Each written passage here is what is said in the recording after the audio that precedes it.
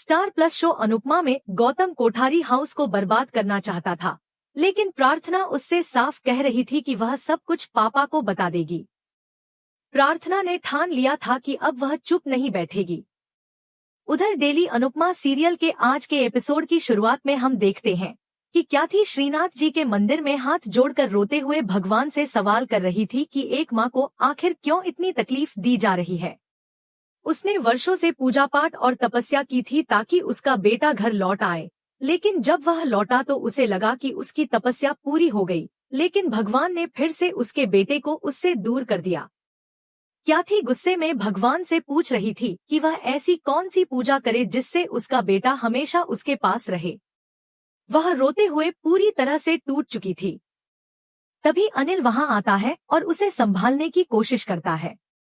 अनिल उसे समझाने की कोशिश करता है कि उसे खुद को संभालना होगा, लेकिन क्याथी बोलती है कि भगवान को समझाना चाहिए जो लोगों का दुख हरने के बजाय दुख दे रहे हैं। अनिल भी परेशान था और सोच रहा था कि वह किसका दोस्त है, खुद का या अपनी किस्मत का। क्याथी को बस यही चाहिए था कि उसका बेटा उसकी आंखों के सामने रहे, भले ही वह उससे बात न करे। अनिल उसे सांत्वना देने की कोशिश करता है कि भगवान सब कुछ देख रहे हैं, लेकिन क्याथी का भरोसा अब टूटने लगा था। अनिल भी मान रहा था कि प्रेम और राही अब इस घर में वापस नहीं लौटेंगे। उधर अनुपमा को अपनी बीती जिंदगी की बातें याद आ रही थी। वह सोच रही थी कि उसकी बेटी की किस्मत उसके जैसी नहीं होनी चाहिए। अनुपमा का विश्वास था कि राही मजबूत है और प्रेम उसके साथ है। उसने तय कर लिया था कि वह अपनी बेटी के साथ हर कदम पर खड़ी रहेगी और उसे किसी भी मुश्किल का सामना नहीं करने देगी। अनुपमा अनुज की तस्वीर को देखकर कह रही थी कि उनकी बेटी की जिंदगी अब कठिन मोड़ पर है, लेकिन वह दोनों हमेशा उसके साथ खड़े रहेंगे। तोशु किंजल से बात करते हुए कह रहा था कि सब कुछ ठीक हो जाएगा, लेकिन मम्मी ने सब कुछ खराब कर दिया। किंजल तोशु को शांत कराती है और उसे समझाती है कि लालच में आकर वह सब कुछ बर्बाद न करे। उसने कहा कि मोटिबा ने राही के साथ जो किया, अगर वह उसके साथ होता तो क्या वह चुप बैठता। किंजल ने कहा कि मम्मी ने सबको आजादी दी है कि वे अपने सपने पूरे करें, तो अगर मम्मी अपनी बेटी का साथ दे रही है तो इसमें कुछ गलत नहीं है। वह खुश थी कि राही ने मोटिबा का नहीं बल्कि प्रेम का साथ दिया। आगे हम देखते हैं कि प्रेम राही के पास आता है और उसकी कंघी कर रहा होता है। प्रेम कहता है कि उनकी पहली होली खराब हो गई, लेकिन राही कहती है कि होली बहुत अच्छी थी, बस उसका अंत सही से नहीं हुआ। प्रेम राही का साथ देने के लिए उसे धन्यवाद कहता है, जिस पर राही जवाब देती है कि प्रेम उसके लिए सबसे ज्यादा महत्वपूर्ण है। राही प्रेम और अपने लिए कॉफी बनाने के लिए जाती है। उधर मोटिबा परेशान हो रही थी और उसने राही के घर पर कॉल किया। बापूजी कॉल उठाते हैं तो मोटिबा गुस्से में बोल रही होती है कि घर के बड़े होने के नाते उन्हें स्थिति को संभालना चाहिए था। बापूजी ने साफ कहा कि यह सब उनकी बेटी की गलती नहीं है। उन्होंने मोटिबा से कहा कि अगर उन्होंने गलती की है तो बच्चों से माफी मांगनी चाहिए। इसके बाद बापूजी ने फोन काट दिया और हंसते हुए सोचा कि अब तो उनके अंदर भी लीला की आत्मा आ गई है। उधर राही कॉफी बना रही थी, लेकिन बार बार मोटिबा की बातें उसके दिमाग में घूम रही थी। प्रेम भी किचन में आकर राही के पास खड़ा हो जाता है और दोनों एक दूसरे को गले लगा लेते हैं। तभी माही वहां आ जाती है और प्रेम और राही को करीब देखकर गुस्सा हो जाती है। अनुपमा सोने की कोशिश कर रही थी कि तभी राघव वहां आ जाता है। राघव अनुपमा से कह रहा होता है कि उसने किसी का खून नहीं किया है और अनुपमा ही उसे बचा सकती है। अनुपमा डर जाती है, लेकिन फिर उसे समझ आता है कि यह सब कुछ वह सपना देख रही थी। वह सोच रही थी कि कान्हा जी उसे क्या संकेत दे रहे हैं और वह उसकी मदद क्यों करेगी। अगले दिन सुबह प्रेम और राही सारा खाना बना लेते हैं। अनुपमा जब किचन में आती है तो उसे लगता है कि उसके लिए कुछ काम ही नहीं बचा। राही उसे कहती है कि वह चाय बना ले क्योंकि उसकी बनाई चाय सबसे अच्छी होती है। अनुपमा दोनों की नजर उतारती है और कहती है कि वह चाहती है कि दोनों की खुशियां हमेशा बनी रहें। प्रेम ने अनुपमा से कहा कि उन्होंने फैसला किया है कि अब वे पीछे मुड़कर नहीं देखेंगे और सिर्फ आगे बढ़ेंगे। दूसरी तरफ पराग अपने सिक्योरिटी गार्ड पर गुस्सा कर रहा होता है। तभी गौतम पराग के पास आता है और उससे कहता है कि वह प्रेम और राही को वापस घर लाएगा। पराग गुस्से में कहता है कि उसे इस बारे में कोई बात नहीं करनी है, लेकिन गौतम उसे समझाता है कि उसका गुस्सा उसके अंदर के दर्द को छुपा रहा है।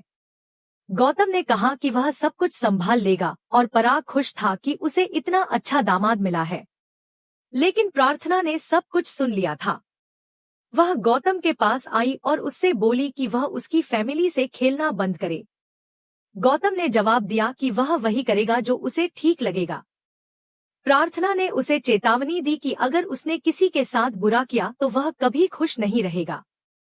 गौतम ने कहा कि अच्छा ही हुआ कि वे खुद से चले गए, वरना वह खुद उन्हें घर से निकाल देता।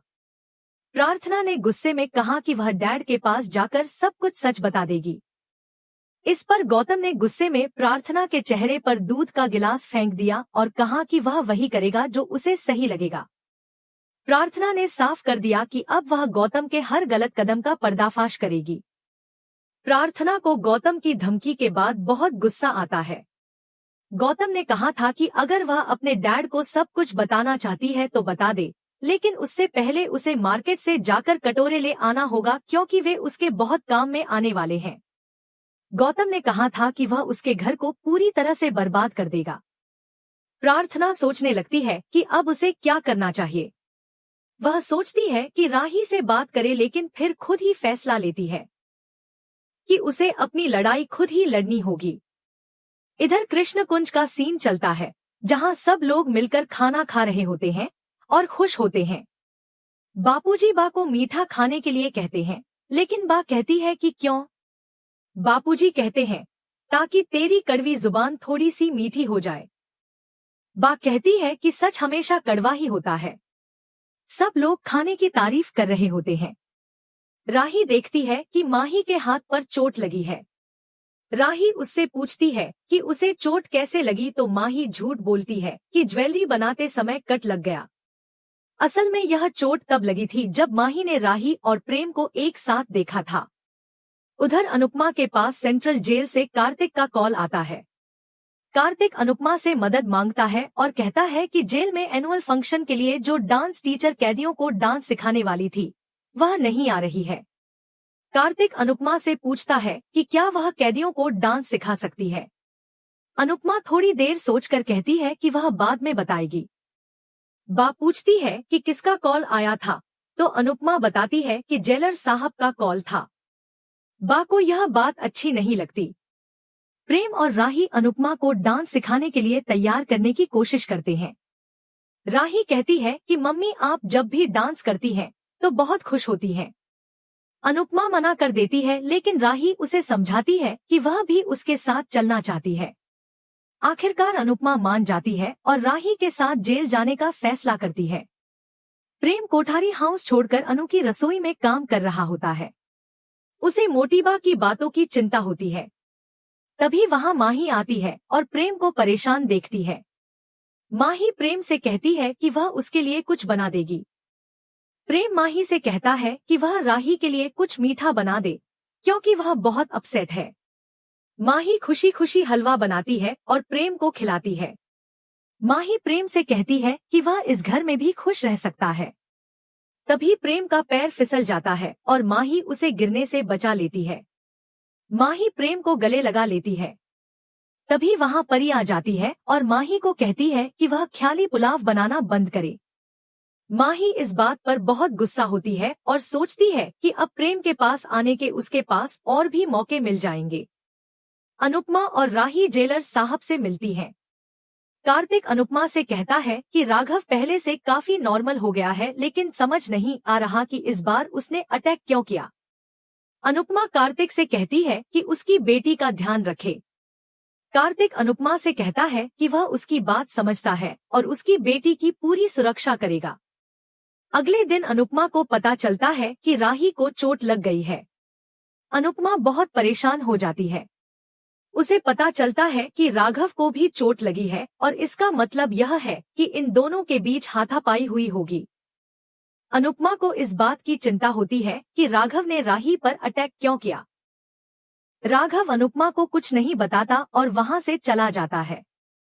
अनुपमा डांस सिखा रही होती है, लेकिन उसके दिमाग में राघव और राही का झगड़ा ही चल रहा होता है। कार्तिक अनुपमा से माफी मांगता है और कहता है कि उसे लगा था कि राघव अब नॉर्मल हो गया है, लेकिन वह फिर से किसी पर अटैक कर देगा, यह उसने नहीं सोचा था। कार्तिक बताता है कि राघव की फैमिली में कोई नहीं है और वह अकेला है। जल्द ही राघव का राज सबके सामने आने वाला है। सबको पता चलेगा कि राघव ही राही का असली पिता है। राही को जब यह पता चलेगा कि राघव उसका असली पिता है तो वह गुस्से से भर जाएगी। राही सोचेगी कि उसके पिता जेल में क्यों है। राही को पता चलेगा कि राघव ने कोई जुर्म नहीं किया था और उसे बेवजह जेल में डाला गया था। उधर मोटीबा को बापूजी की बातें याद आ रही होती हैं। बापूजी ने मोटीबा से कहा था कि गलती उसने की है तो उसे माफी मांगनी चाहिए।